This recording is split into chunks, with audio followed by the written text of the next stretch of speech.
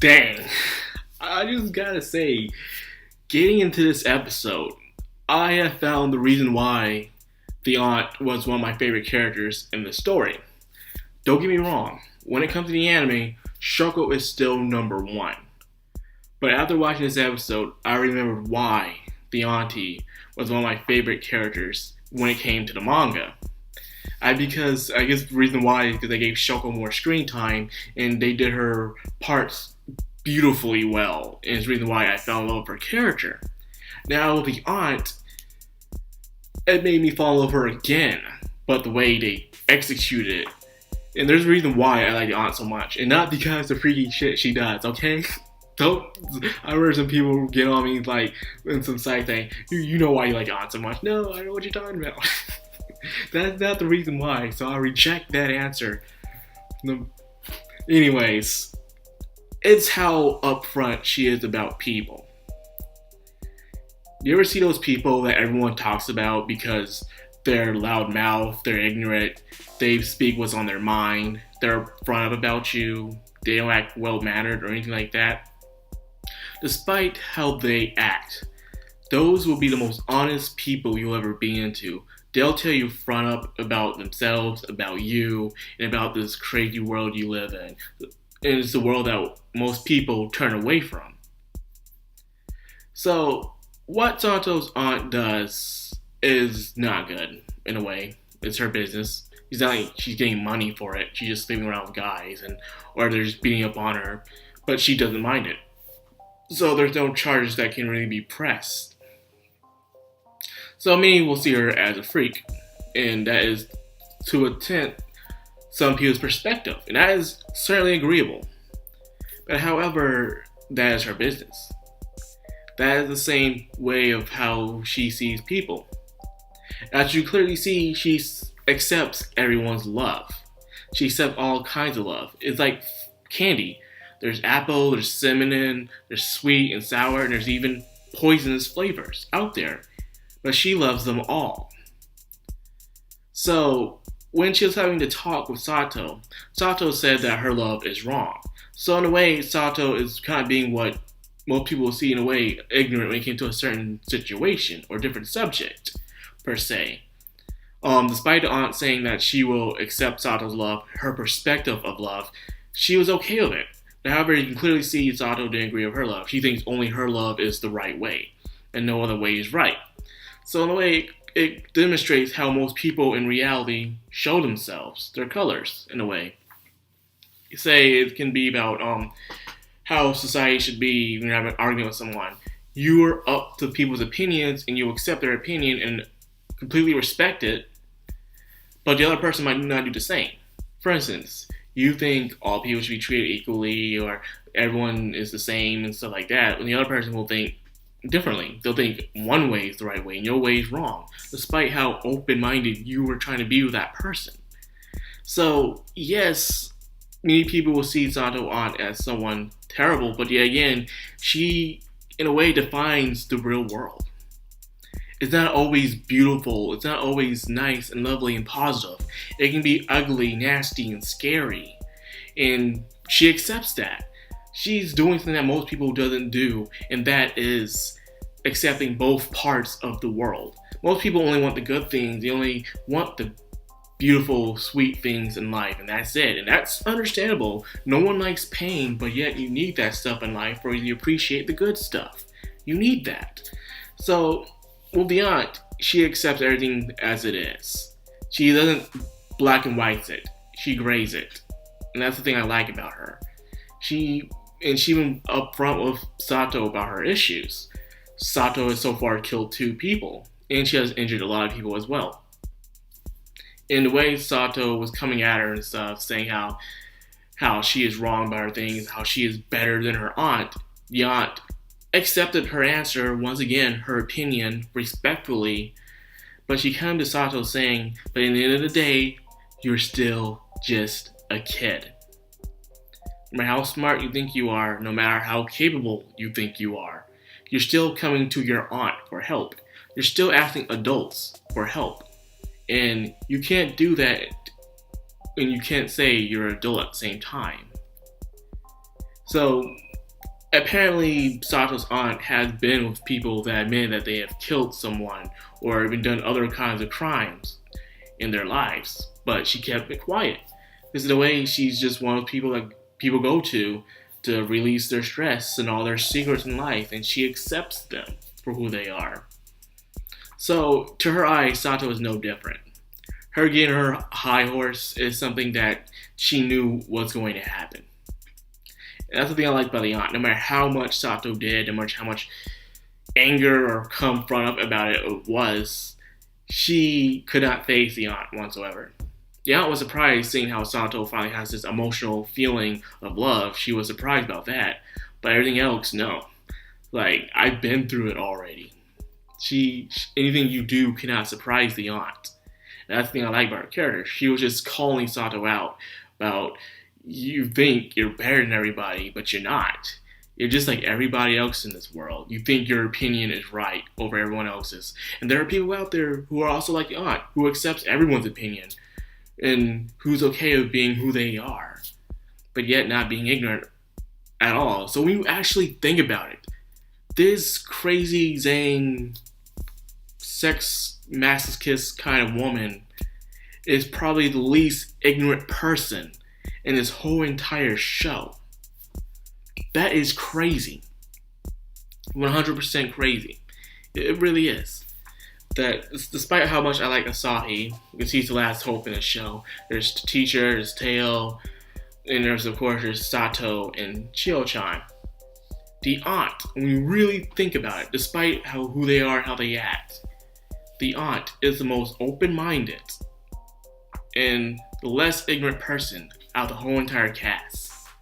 Yeah, let that sink in for a second. But that's not all. So she agrees because, the aunt will help out her little niece no matter what. So they go and she meets Chio-chan. And I just love how the aunt just gets under her skin. Because for a girl who's always calm and collective and always gets her way, it feels good to see someone there to get under her skin, to get the better of her. It feels fantastic. Because to be honest with you, I really don't want to see Sato having a happy ending after all this. After all the lives she stepped on and destroyed, I want her to have a happy ending. So, as they get further, she finally sees Chio-chan, the aunt does. There are some parts, I actually read back and see what they were talking about during the time they went to prepare for them to move away. There's actually some things they did skim over. For instance, when Chio-chan was talking to the aunt and stuff like that, that did happen. But what they did skip is the aunt asking some very disturbing questions, asking Sato, is the child still pure? Did you do anything to the child? So the aunt was just really getting under Sato's skin, and I really wish they could have animate that, because my god, throughout these 2 chapters, I believe it was chapters 35 through 37 in the manga, where there will be aunt, and the aunt in a way just opens up, shows Sato that she's still in the day, she's still just a kid. Because no matter what Sato did to the aunt will find some way to counter it and not give 0 fucks whatsoever. So, another thing that happened, as they're away getting their gas and getting food and find ways to burn the evidence, which they didn't show, because in the manga they show them burning the clothes and other things, and they're discussing the plan that was going to happen. They showed the girl from the earlier episodes that was stalking Sato, the one that was stealing her stuff and trying to act just like Sato because she was madly in love with her, but Sato was manipulating her. She shows up and gives her the passports, but there's a conversation that happened there that they didn't show. And she acted so cold to this girl. She was like, give me the passports. Okay, and yeah. She didn't even say thanks. She just walks off. But the girl at the end, when Sato turns away, she asks her, will I get to see you again? Will I get to talk to you? And then Sato stops. She turned around and she says, I'll call you. But until then, you wait. And that's exactly what happened. Then, they didn't show it, but the aunt knew the conversation was going on when she heard it. And she says, well, that girl loved you as well. And you just threw her away. But inside of Sato's mind, she threw her away. No. I never had her in the first place. So you can so it didn't show the even darker side of Sato of how she doesn't care about nobody else whatsoever. So I recommend you guys to quickly read the manga to these chapters. I recommend starting at chapter 35 and going up. So far, there's only 39 chapters. 38 was translated like I don't know 3 times for some reason, and 39 is still in raw. But you can find it somewhere on Tumblr or something like that. Someone has the raw scanlations, anything like that, because it was released last week. Now, having that being said, she also talks about Shoko. The aunt already knew who she killed, because the aunt knew who freaking Sato killed already. That was crazy. Was it the bird? And she called Shoko the bird when they first met. And she said it was such a shame. I guess, in a way, I don't know why, but the aunt, for some reason, saw something in the bird, I guess. And I don't know if they're going to do this, but seeing in the earlier chapters, chapter 39, which is in Raw right now, Shoko's death even right now, is still hurting Sato. Sato may act like she asked her out, but no. Shoko was someone who truly cared and loved for Sato. And if you don't have feelings for them, they had feelings for you. If that person had feelings for you, despite what you feel, it will attack you, no matter how much you deny it. Because somehow their affection will affect you, whether you care for them or not. That's just how it works, people. We're not heartless monsters. We all have hearts, despite how cruel and cold we may act. So now we finally got Sato and Seo-chan and the aunt out the way. Because if I was to talk about the aunt, I'll be here all day talking about the freaking aunt and how amazing her character is. Now let's talk about Asahi and Teo. Asahi is tired of being tricked. He's calling Shoko over again. When the episode started off with Asahi calling Shoko, my heart broke again. Like, no. He's not gonna trust anyone no more. He's probably gonna think that Shoko betrayed him too. Like, don't do this to me. Don't freaking do this to me, man.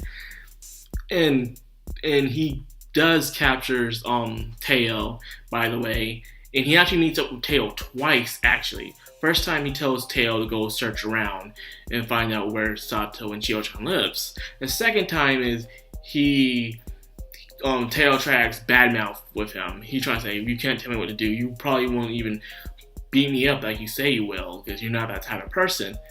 But then, in the manga, he gets the crap beat out of him from back. Says, you think I'm playing? You think I'm playing? No, he is not playing. He is up to here with the bullshit right now. And that's what's going on with Asahi. I don't know when he's going to snap or break, but right now, he said himself that all he sees is darkness, and the tunnel seems to get further and further away where the light is. And that really is sad in a way. I don't know if he will find a way to end it with Seo-chan, or he'll just find some way to move on and just live with the mom. Who knows? But I do know that he went through a lot of pain for it to end like this. He doesn't want it to end like this, because he went through so much abuse with his dad. And there's no way he's going to back out now. So I wish the best of luck for Asahi. Now, finally, let's talk about Teo. Seems like throughout this whole entire show, Teo has not been able to catch a break whatsoever. From being molested, beat up, manipulated, ordered around, walked on, all that stuff. He has been everyone's punching bag. The guy is a freaking wimp. And I do feel sorry for him even now, but still, he's pushing on some grounds, man. He's pushing boundaries right now that he should not be pushing. And because of that, it kind of makes you like, I feel sorry for you, but you keep digging this hole, man, you're going to get yourself hurt even more. That's exactly what's going on.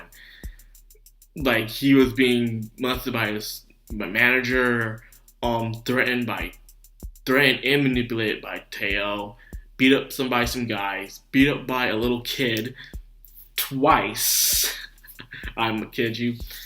And now what happened at the very end. Now, once again in chapter 38, where Teo runs into the aunt, the scene was a lot more disturbing in the manga than was in the anime. In the anime, they went straight to the point. You know what the aunt did to Teo. You know what she did. Who knows what happened to Tail? They haven't showed anything else what happened to Tail. I think after this, Tail, there's no like going back to him. Who knows what happens to him after this? But in the manga, I keep going back to, it was a lot more disturbing than it was.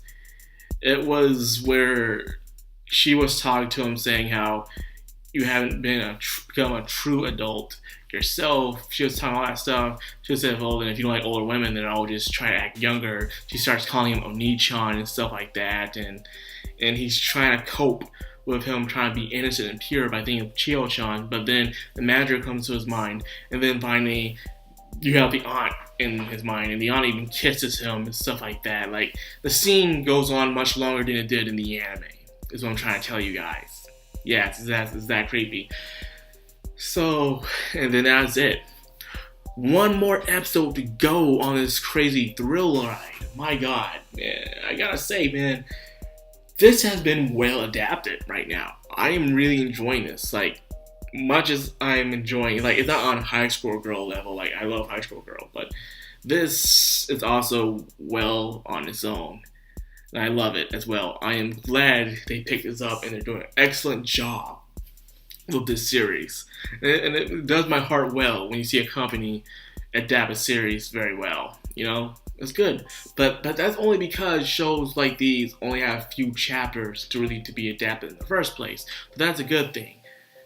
So anyway, that's all I got for this video, man. I was psyched, I was hyped, and I was well pleased with this episode, and I can't wait for next Friday.